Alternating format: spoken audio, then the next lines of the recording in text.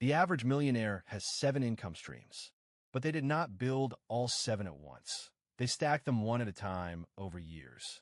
This video shows you the realistic order of operations.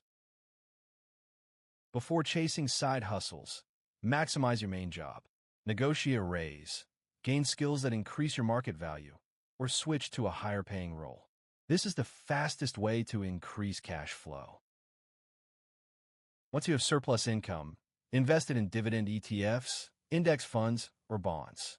This creates portfolio income that grows automatically through compound returns and dividend reinvestment. Monetize a skill you already have: consulting, freelancing, tutoring, or creating digital products. Focus on one thing that can scale beyond hourly billing into productized services.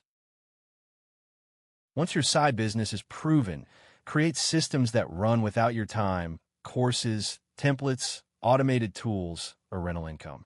This is the hardest to build, but the most valuable long-term. How many income streams do you currently have? Share your number and goals in the comments. Subscribe for the Income Stacking series.